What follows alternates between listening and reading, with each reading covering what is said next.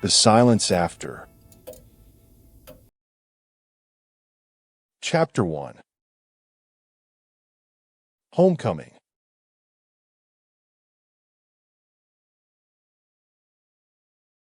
I stood in front of the old Victorian house, clutching my suitcase and trying to shake off the feeling of unease that had settled over me like a thick fog since I received the phone call.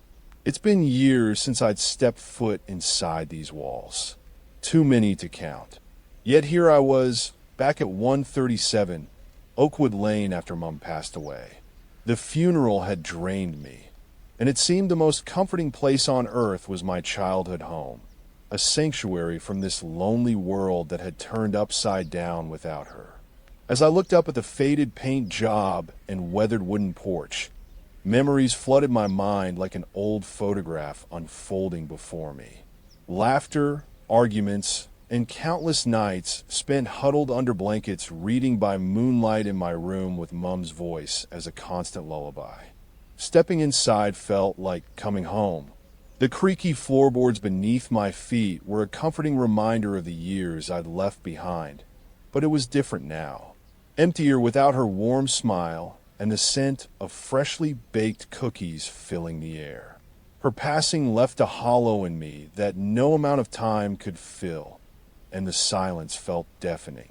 The house seemed to swallow me whole, as if waiting for my return. The familiar creak of the door signaled my entry into the past. A light dusting of cobwebs adorned the furniture, which I cleared with an old cloth. Dust motes danced in the afternoon sun, streaming through the curtains Mum used to keep open just so, illuminating the warm rooms. In each corner, there was a piece of her, a vase she loved too much, books from my childhood lined on shelves, the tattered rug by the window where I used to read. The room felt like a time capsule, a reminder of happier days when life was simpler. Night fell with an unsettling rapidity, leaving me huddled under a throw blanket with Mum's old quilt. Shadows crept along the walls as night descended outside. As I settled into my bed, the wind howled through Oakwood Lane like mournful whispers. It wasn't until the house grew quiet that reality set in. It wasn't just the gusts of air making the windows rattle. Something else was amiss. In the darkness, a stillness crept over me.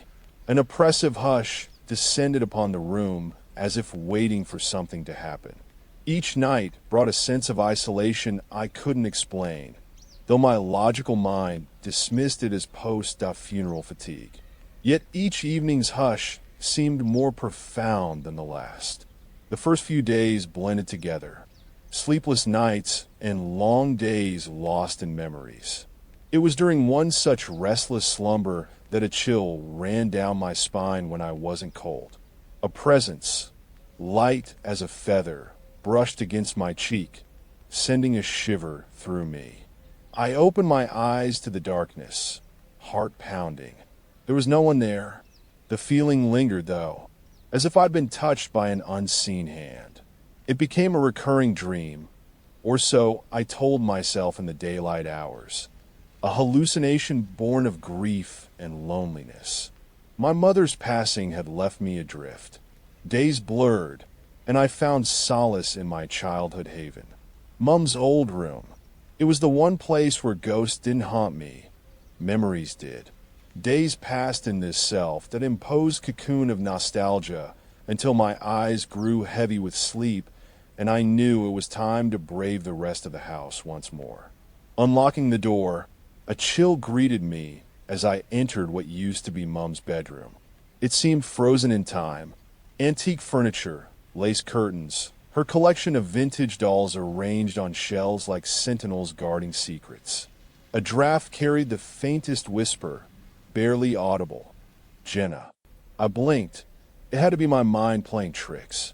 The air stilled, and there it was again, her name. Heart skipping a beat. I spun around, but only shadows greeted me. The dreamlike sensation grew stronger. An unsettling feeling of being watched whenever I was alone or walking through the house at night. A light tap on the wall made me jump, it could have been the wind, yet felt like human knuckles. One evening, as sun dipped behind the oak trees, the tapping persisted, this time twice more rapid and insistent, almost frantic. No wonder my imagination ran wild with grief. I was alone in a house where shadows played tricks on my fragile mind.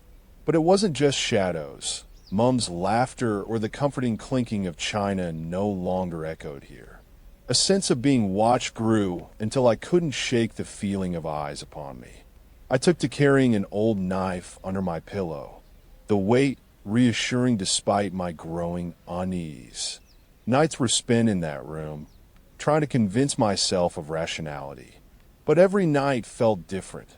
Tapping increased. Sometimes it seemed like footsteps outside Mum's door, or beyond it. I dared not peek out, fearing what I'd find. It was only the wind or a stray animal. The knife felt lighter under my pillow as each new day brought an unsettling change in the house. In that room where laughter once echoed with joy and tears were wiped away, silence grew oppressive, punctuated by those knocks and the feeling of being watched. One fateful night, I opened one eye to an unmistakable knock. A series of three. The door creaked open, a sliver of moonlight cutting through the doorway as it remained ajar. My heart hammered. Mum always left her room door slightly ajar for me when I was unwell. I approached cautiously and peeked inside, expecting shadows or cobwebs dancing in the wind. Instead, what I saw made my breath catch. A shadow hunched over Mum's old desk. The figure straightened slowly into something ethereal and familiar. A fragile woman with silver hair stood there, clothed in layers of darkness that shimmered like mist under the moonlight bleeding through the window. It was then I realized it wasn't just the absence I'd missed. It was her. In my heartbreak's hush lay a terrible suspicion. She hadn't passed.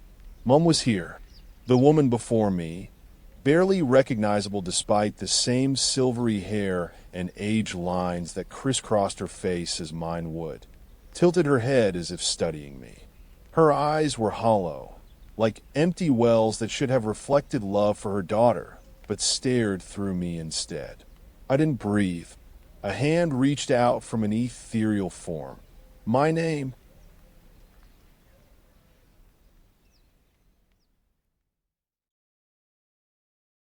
Chapter 2.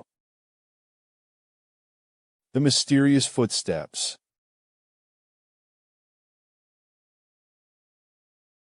Chapter 2. Echoes of Oakwood Lane.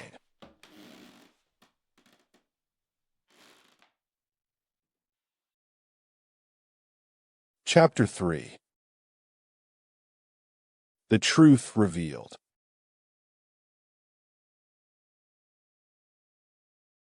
Chapter 3. The Silence After Oakwood Lane.